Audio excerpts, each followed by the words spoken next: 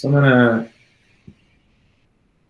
share my window here, and then might go to full screen so you guys, I'll try to explain, and if you want to see kind of how I work the back end for this activity of, as a teacher, I can show you the full screen. But let's see. There. All right. So thanks for coming over, you guys. I kind of whipped this together, playing around with Jamboard. As it said in the promo here,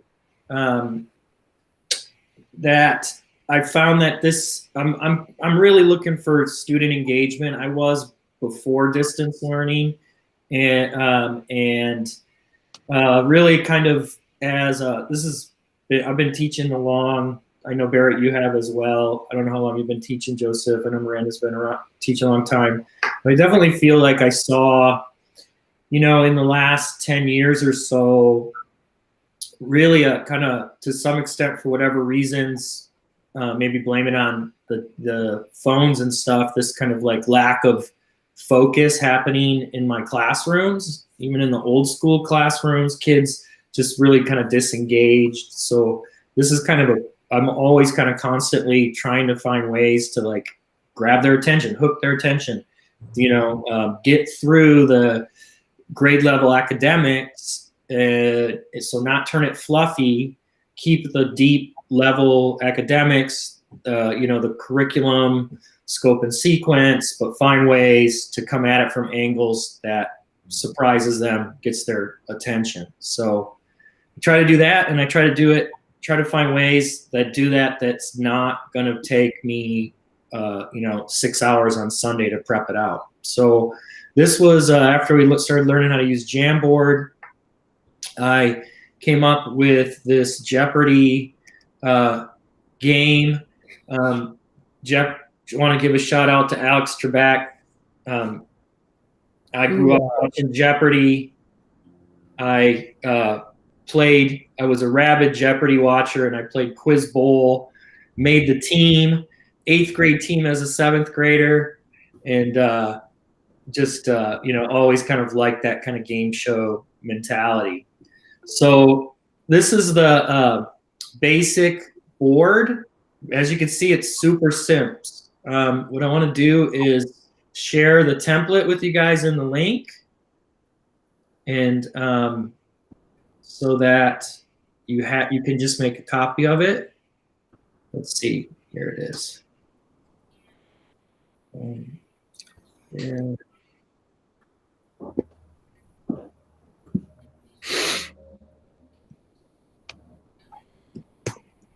All right. And it's adaptable. You can, so you can tailor it to any subject, to any lesson. Just like keep a template, make copies, and it's super basic. Like I said, the idea here was just to make it simple. So basically, I just figured out, I laid the tiles for the sticky notes, layered one on top of the other, numbered top layer, and then underneath added content. Okay, and I'll talk a little bit later. There's like a lot of different ways that I added the content, and then so basically whatever lesson you're doing, this is best for, I found, for a review of like independent work. So in particular, I really like it for my social studies, the TCI. We use TCI, History Alive, World History class for 7th grade, and the student interactive notebook pages with Cami are a lot of our kind of go-to work assignments, right? So this assignment is what I'll use for this Jeopardy game, and I'm going to show you a sample. And again, it could be any subject. but I really think it works with whatever kind of curriculum. Against this is good grade level, basic history reading skill from a timeline where they have to answer some questions, and it's like asynchronous work. But then when they come back, I want them to be able to check their answers. And how am I going to not just go, okay, number one, what did you get, right? Number two, kind of thing. So what I do is I take the sheet that has the answers, right? The teacher sheet. So it's easy for me to copy and paste answers. And I stick to around 6, but I've gone as high as 10. And but 6 for the usually is about a half, 20 minutes or so of the review. And what I'll do is just copy and paste answers or parts of answers in underneath the stickies. Okay, so I'm all, and then so this only takes me a couple of minutes to do this, and I'm ready to go with the building block for my lesson. So there's about 10 questions on here. I took about 6 out of the 10 because I do want to know what they can do also independently, and put those answers underneath these numbers like that. Okay, now I'm ready to go with this Jamboard. Now, when I do the lesson, there's a couple of other things that I do. So I've got the Jamboard. Okay, so let me just pause. So what I think this is doing is we're going from like a level 1 Bloom's taxonomy, like knowledge level, and we're getting at least up to comprehension, next step here with this content, and even to, as the kids start to try to track down the answers, which answer goes with which question, you start to get into some analysis. So it just ratchets it up the higher order thinking a bit, and also makes it more interesting. That's why I like it. So this is, you guys know how to arrange the sticky notes on the Jamboards. You can just click and bring forward or send to the back, and it's real easy to get your answers kind of popped up or hidden like that. So you can use this real easy for multiple classes, right? All you got to do, if you're going to go into your next class and teach the same lesson, is go through and if you've got answers showing, just bring the numbers back up to the front, and you don't have to make another copy or anything like that. You're good to go. So it's quick, easy prep like that. It's another thing I like about it. So Jamboard set up. I've got a sample of the worksheet up and ready to go. Sometimes I'm going to go through the sample. Also, you guys probably have different ways you like to call on students or pick.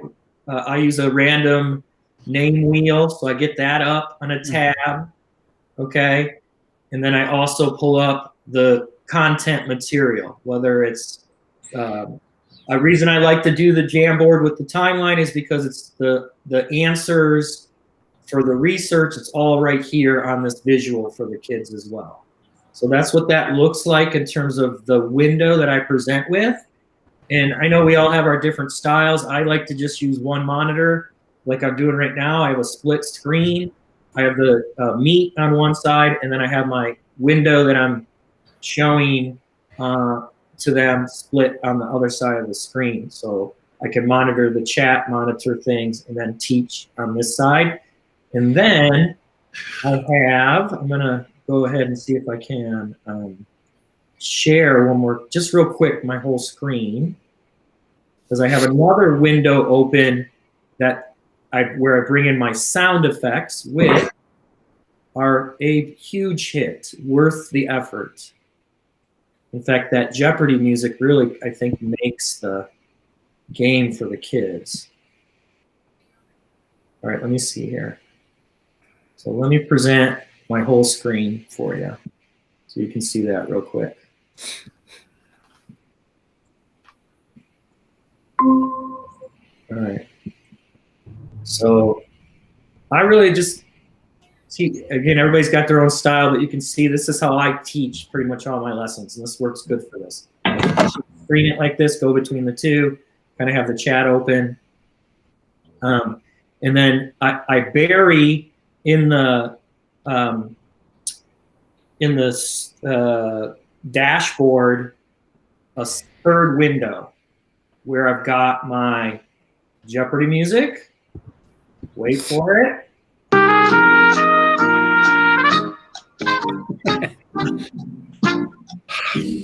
Now this is 15 minutes loop. So all I have to do is stop and start the thing, the whole activity. And then from Kate Friel's, I got the soundboard that I can now do. Wow. So I can do things like, this is one of my favorite ones. Nailed it. Can you put that in the chat, Jason? I'd love that. That was awesome.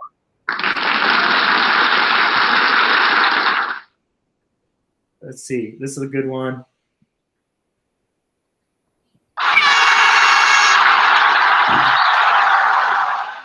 Yeah, this one was fun. This was shared at, I think, a tech liaison meeting, right, Miranda? I think. And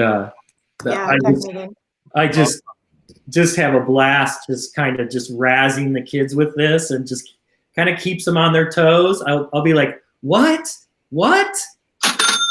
Chicka-ching, or there's like 3 pages of just ridiculous little sound effects, but I don't want to get off task. Yeah. So this I've got kind of in the back end. They don't see that, right? Because I'm not showing them my whole screen.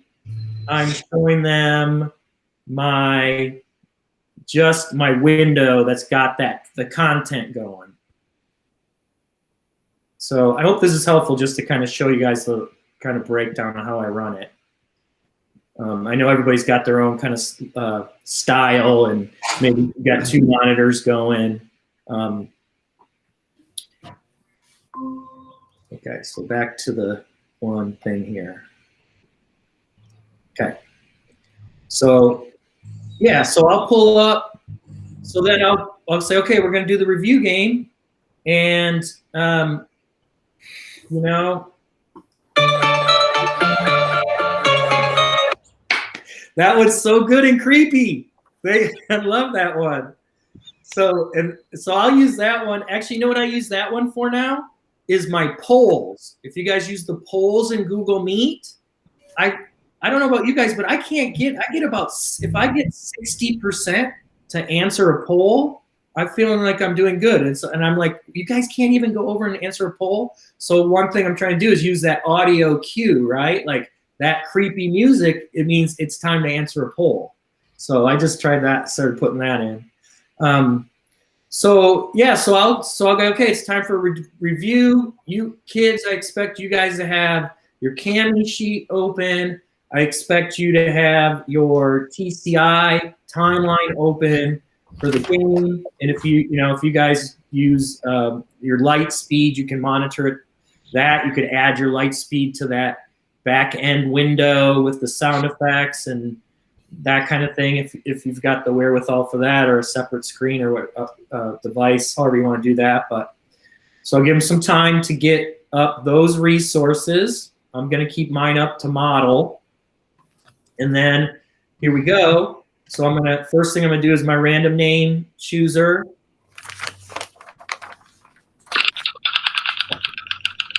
We've got to watch the.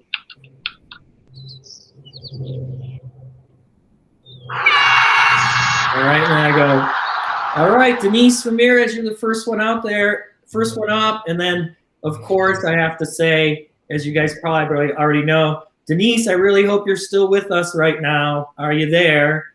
And hopefully she is. Yes, I'm here still, Mr. Antea. And then, so I say, okay, Denise, you're up first. Which one do you want to pick? And 1 to 6. So what I like about this is, it's like an easy open the door. Even if the kid doesn't know the answer, barely interested or whatever, it's not complicated. They're willing to at least put themselves out there and pick a number. And I also set up a little back door for them where I remind them, if you get stuck, you can always ask for help from a classmate or a hint from the teacher. So no pressure if you don't know this. You can always ask for a hint from a friend or a hint from the teacher or help from a classmate. And then that usually gets enough buy-in for them to go, okay, I'm going to pick number 2, Mr. A. So then I'm going to go, all right. So they go, okay, here we go, number 2. And then send to the back.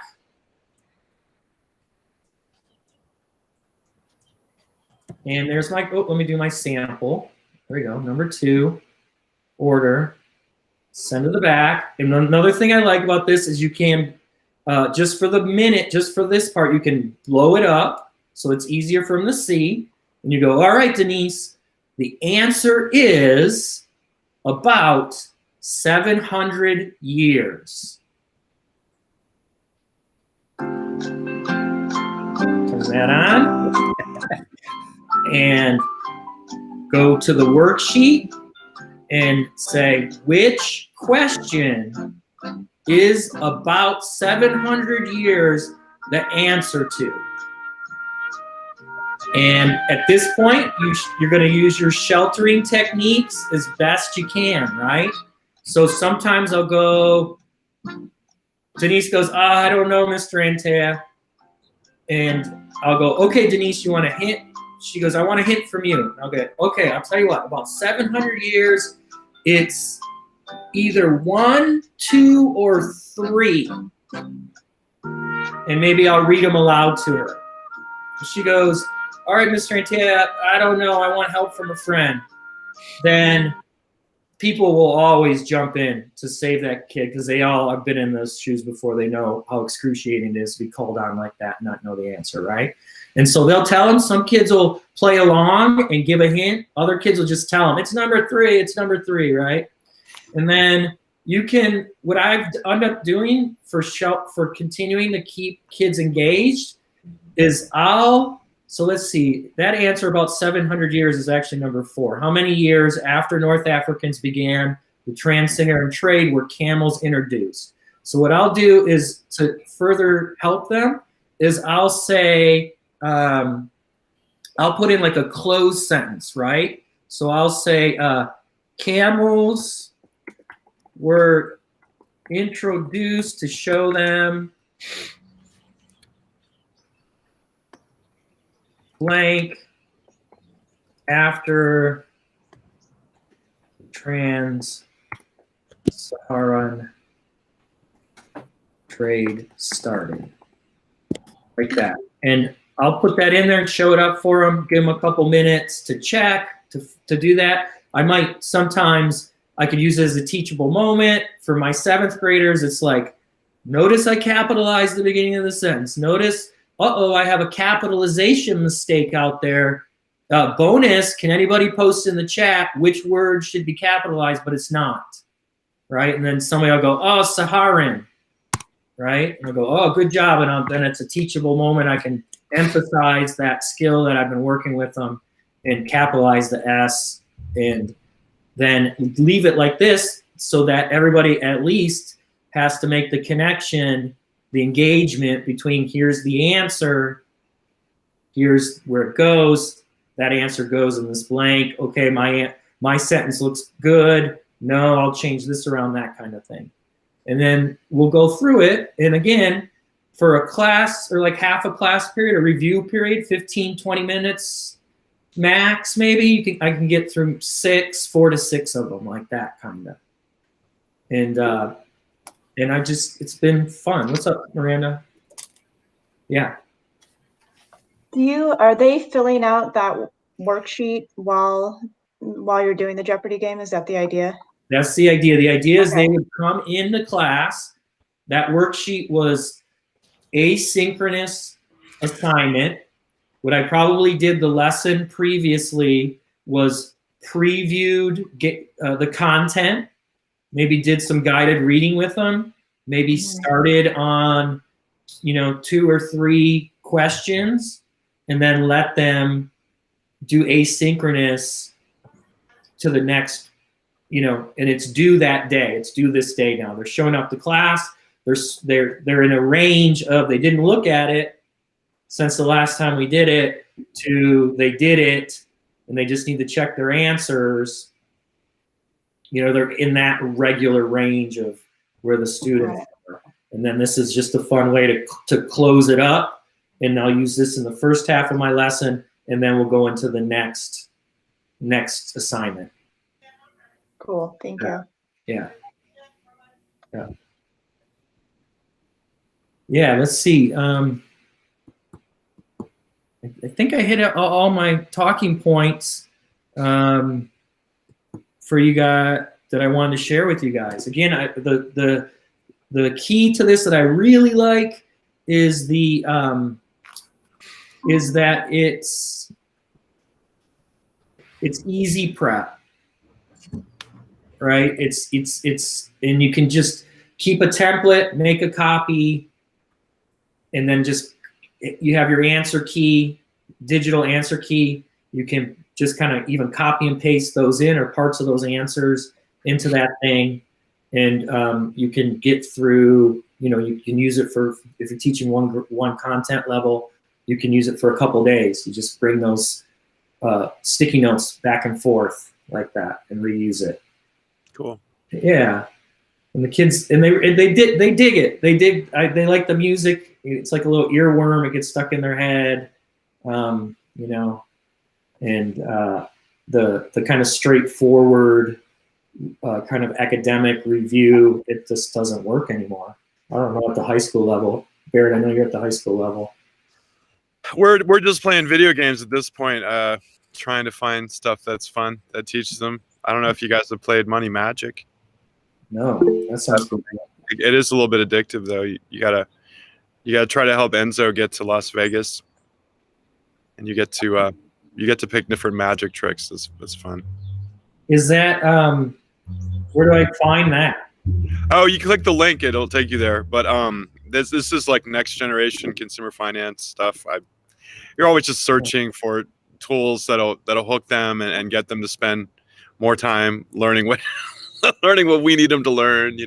Yeah.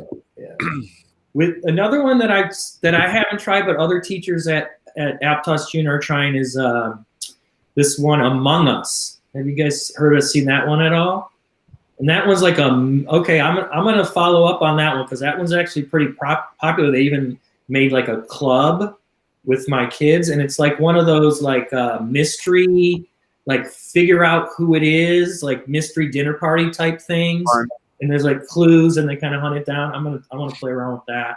And then the Flippity.com has all like the matching basic games, right? Like the matching cards and stuff, just to kind of keep it interesting.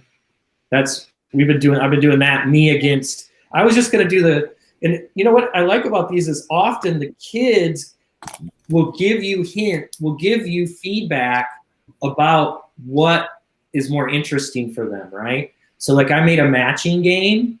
I'm like, all right, we're gonna do like a old school, like turn over the 2 cards, do they match, right? You win a point.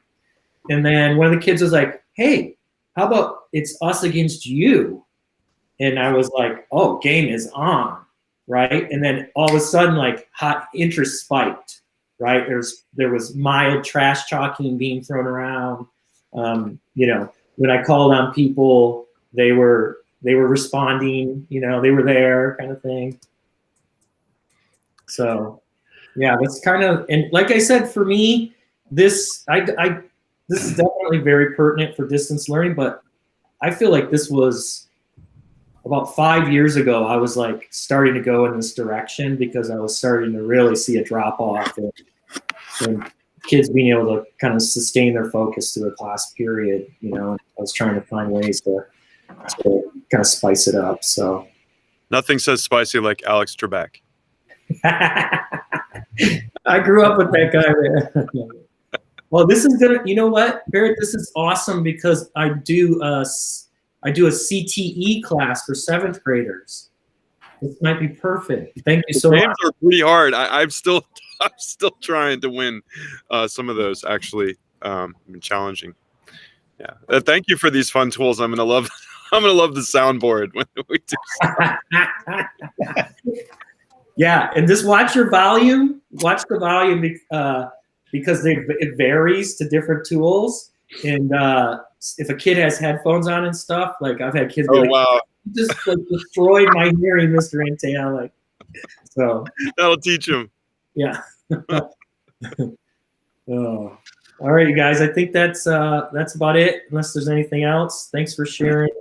Thanks for being Thank here. you.